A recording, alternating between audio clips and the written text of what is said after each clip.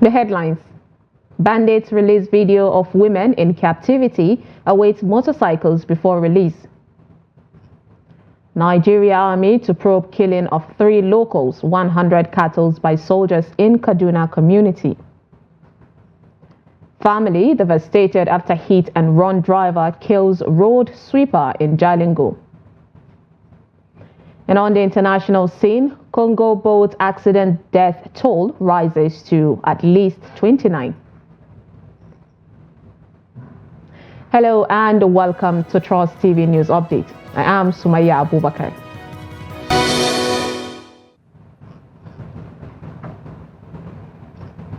Thanks for joining us, and now the details, starting with security matters. Kidnappers of the 26 women of Alawa community in Shiroro local government area of Niger State have released a video showing 2 of the women begging their families to bring ransom in order to set them free.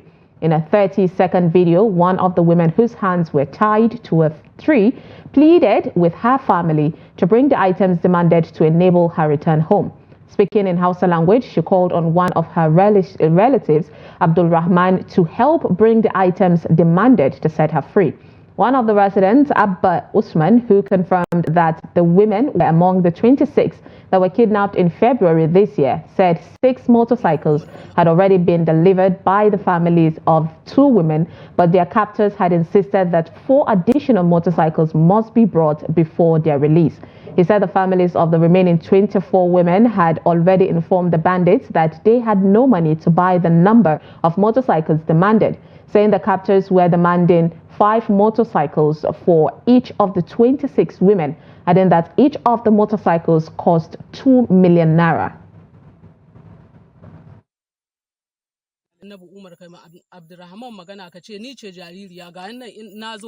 Umar, please talk to Abdul Rahman. They have brought me to a service area now. They said they cannot release me until the items they demanded are delivered. They said I should talk so that you will hear my voice. I have injuries on my legs. For the sake of Allah and His Prophet, help bring the items.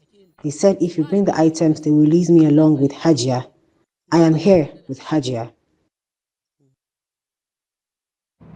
The Nigerian Army has promised to investigate the alleged killing of 3 locals and 100 cattle in Kaduna State by soldiers.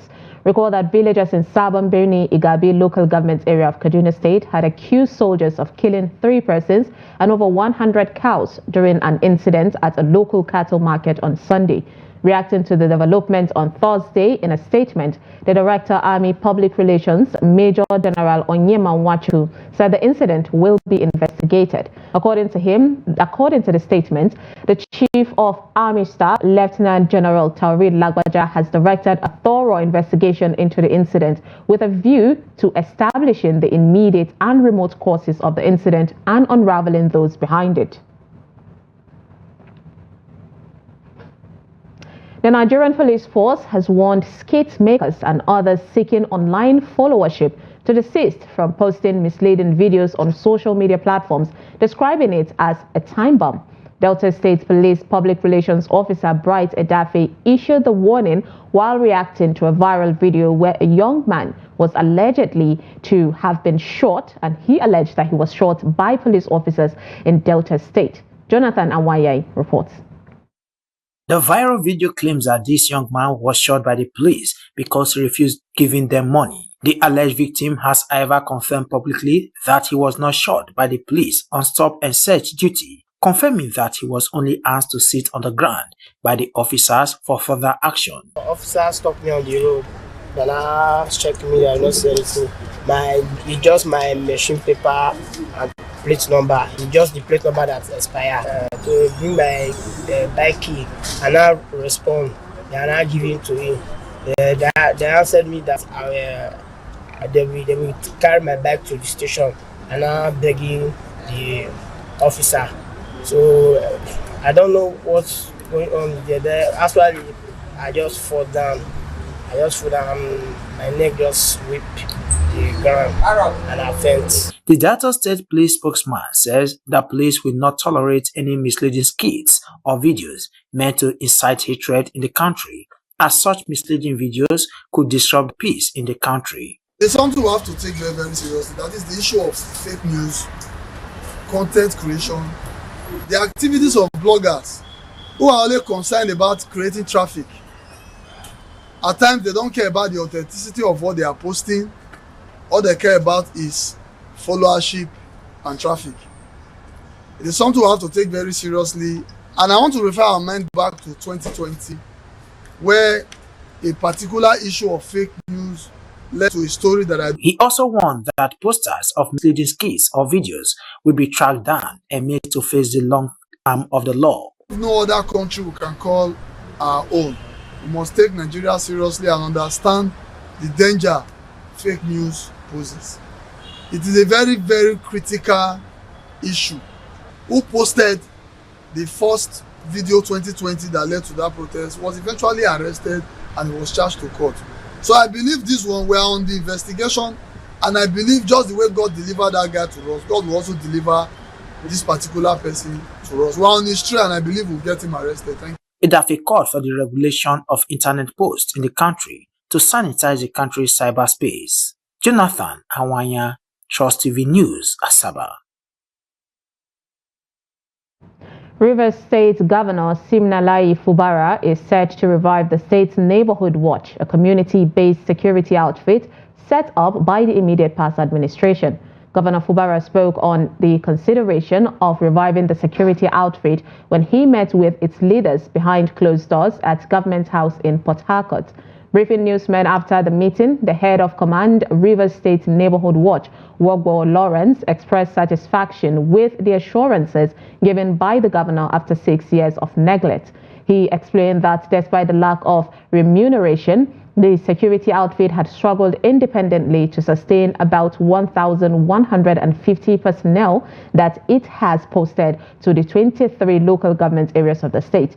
According to him, despite signing into law the act establishing an agency for the community-based security outfit in March 2018, its full operation suffered setbacks during the last administration as the opposition All Progressive Congress, the APC in the state, alleged that the security architecture was to be used to intimidate its members in the 2019 elections.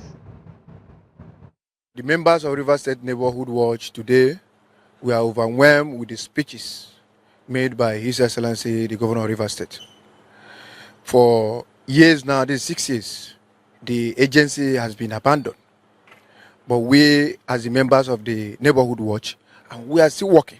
And that is the reason why we came today to see our governor to revive the agency, and which Her Excellency, the Governor of Rivers State, Sir Siminalayi Fubara, has approved and assured us that he's going to revive the agency in a short time. By the grace of God, we are assisting, doing our best, even when there's nothing in our pockets. Still in Rivers State, a High Court sitting in Port Harcourt has granted an ex parte order restraining the national leadership of the All Progressive Congress, the APC, from proceeding with the planned Rivers State ward, local government and state congresses scheduled for October 11th, 16th and 26th of 2024. The lawsuit filed by Peter Ohochukwu and Haija Ndidi Chukuma on behalf of themselves and all elected executive members of the APC in the state named the APC, the Inspector General of Police, the Nigerian Police and the Independent National Electoral Commission (INEC) as defendants.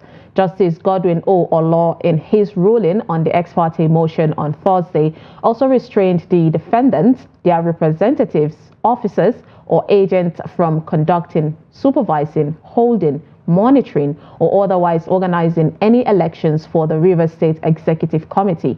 Justice Olo emphasized that his ruling was based on the merits of the application and the oral arguments presented by the plaintiff's counsel, Collins Dickey. The court also barred the national leadership of the APC from attempting to suspend the state executives led by Emeka Beke. Justice Olo adjourned the case to September 9, 2024 for the hearing of the motion on notice.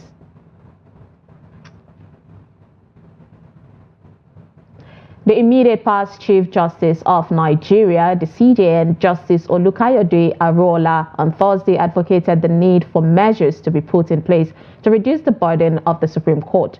He explained that there are too many cases before the Apex Court which ought to have terminated at the Appellate Court. Justice Arola stated this at a valedictory session in his honor at the Supreme Court in Abuja. He said access to justice has contributed largely to the delay in the hearing of cases, as litigants and lawyers are forced to wait for several years to have their cases decided. Justice Arola explained that the right to fair hearing can only be guaranteed when lawyers and litigants do not have to wait for so long to have their cases heard. He also stressed the need for the bench to have more judicial officers to adjudicate on all matters timeously. Then President Muhammadu Buhari appointed Arola as acting CJN in June 2022 following the resignation of Justice Tanko Muhammad on health grounds. He turned 70 this Thursday, August 22nd, 2024. For the past 32 years, I have always had one judgment or ruling pending for me to write. I cannot recall a single time in the last 3 decades when there was no judgment for me to write. I am glad to see my younger brother Ademola Abbas Ariwola seated here now with us this morning. He has been based in the United States since his undergraduate days in the early 80s.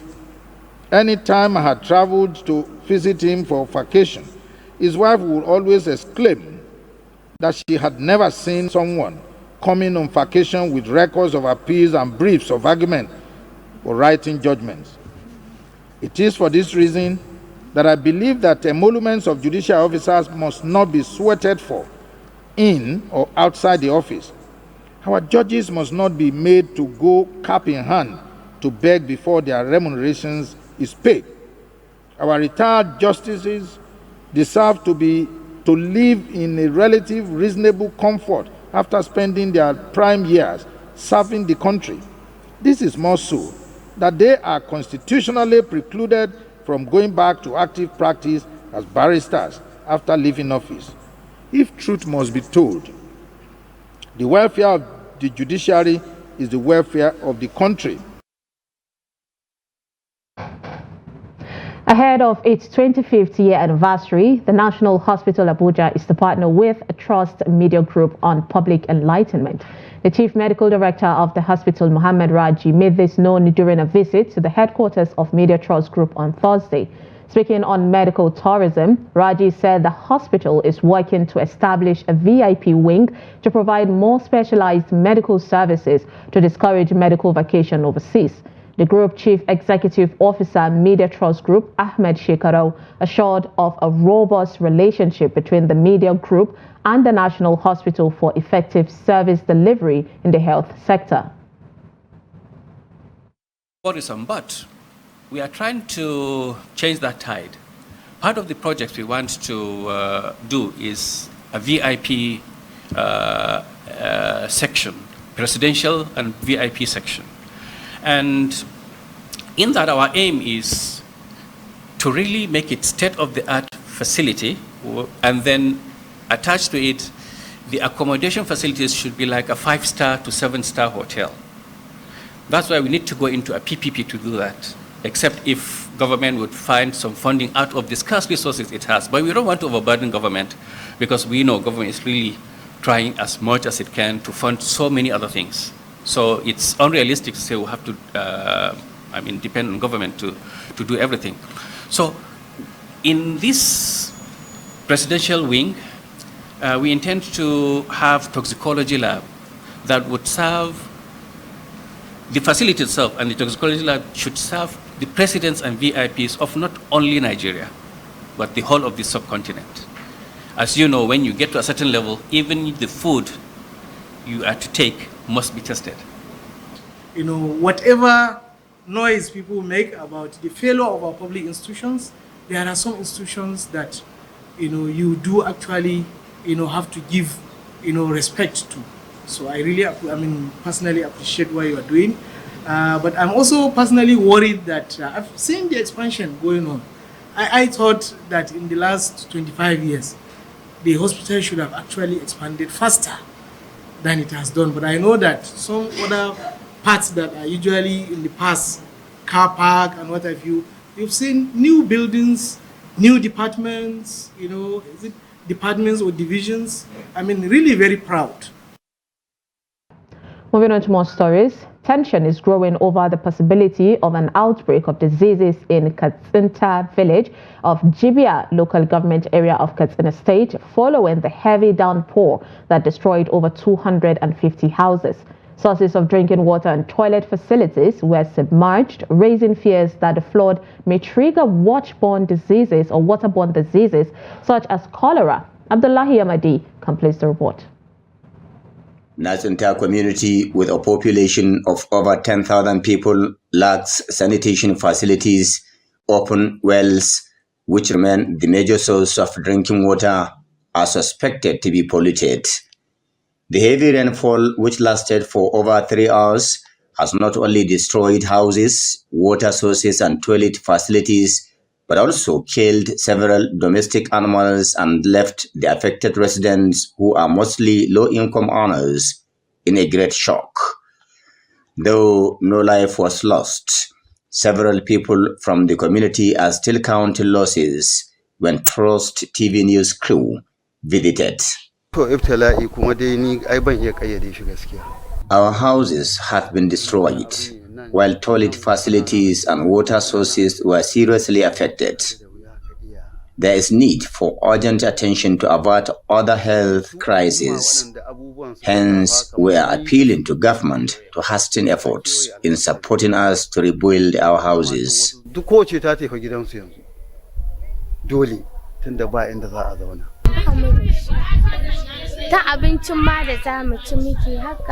The disaster is coming at a time we're struggling to survive the impact of the current economic downturn. We eat tafasa leaf as food. Our house has been destroyed, while open wells and toilets have been destroyed. We now go to the nearby bushes to stool, and the open defecation is discouraged. About 15 of us are currently squatting in a single room. Residents say, though it's a natural disaster, they want the government to come to their aid by supporting them to rebuild their houses without further delay, to allow them have a roof over their heads. The State Emergency Management Agency's boss, Binta Dangani, was also there for on-the-spot assessment of the disaster. What I have seen here in Natsinta is a very terrible case, but we have gone around to the state, especially in Adua, Mashi, Sandamo, and within Katsina metropolis. There are a lot of houses. I think more than 3,600 houses are affected. But we are here in Natsinta to sympathize with the people, and then we are calling them that they should be extra careful. They should be sanitizing their environment before the government comes in. The flood disaster came to these residents at a time most of them are struggling to survive the harsh economic realities occasioned by fuel subsidy removal and uncontrolled inflation, coupled with insecurity bedeviling some communities in Jibia local governments and other parts of Katsina state.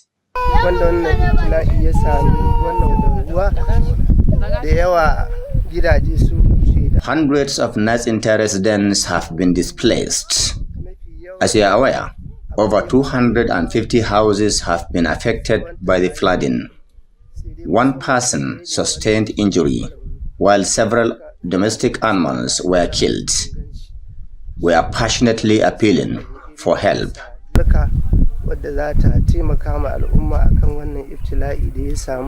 Natsinta, a community neighboring 35 Battalion of the Nigerian Army Katsina on Katsina Jibia Road, is lagging behind in terms of social amenities, with experts calling for urgent attention to prevent the outbreak of cholera and other diseases as a result of poor sanitation. Abdullahi Amadi, Trust Television News, Katsina. 4 women have reportedly drowned in a boat accident that occurred in Taraba State. The incident, which took place on Wednesday evening on the River Benue in Taraba, occurred in the Mayo Renewal area of Ardokola Local Government Council. The tragedy is coming barely a year after several people drowned in the same river and River Ibi in Ibi Local Government Council. Trust TV recalls that in October 2023, over 50 people drowned when a boat capsized on the same river while traveling to a neighboring village in Karim Lamido. The latest incident has once again cast a shadow over the community. Sources from the community who spoke with Trust TV confirmed that all the victims of Wednesday's accident were women. The boat, carrying over 30 passengers, was said to have set out from Mayo Renouo in Ardokola and heading to Belongo in Karim Lamido Local Government Council when the mishap occurred.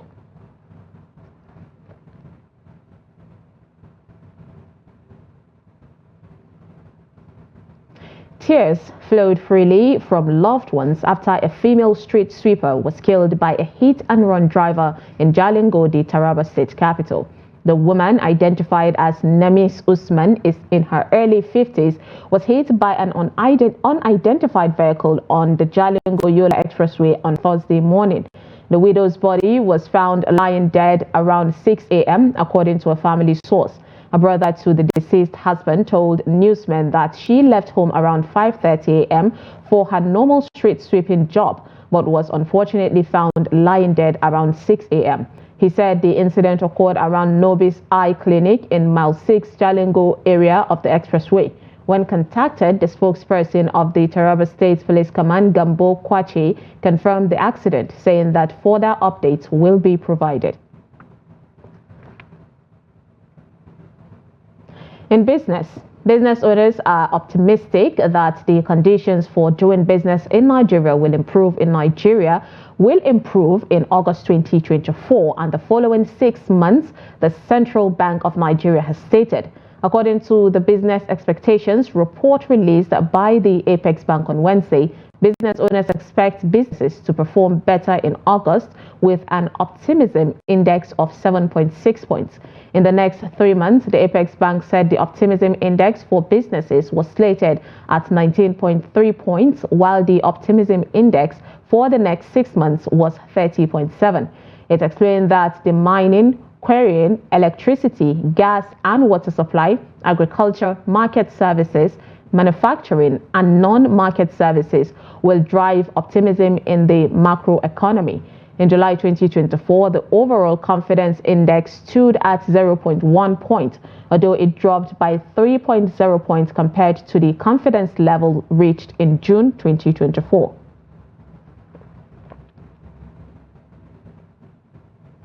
From the international scene, authorities in the Democratic Republic of Congo say the death toll from a riverboat accident in country's western region has risen to at least 29, with at least 128 survivors identified and an unknown number still missing.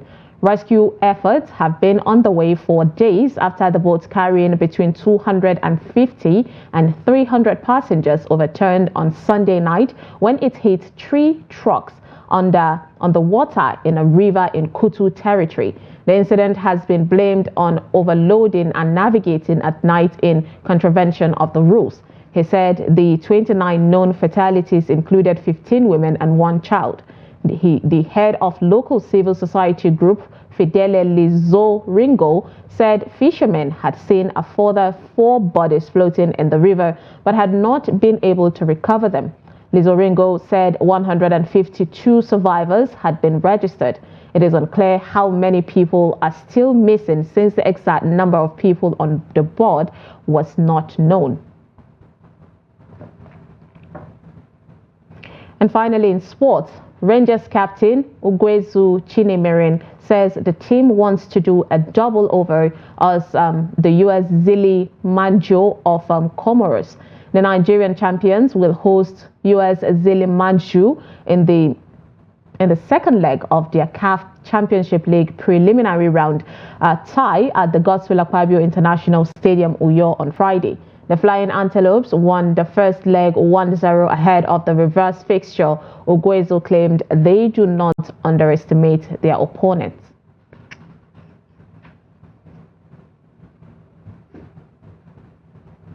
And with that, we wrap up News Update on Trust TV. Do not forget to follow us across all our social media platforms and join our YouTube live stream for more news programs and documentaries. I am Sumaya Abubakar. Thanks for watching.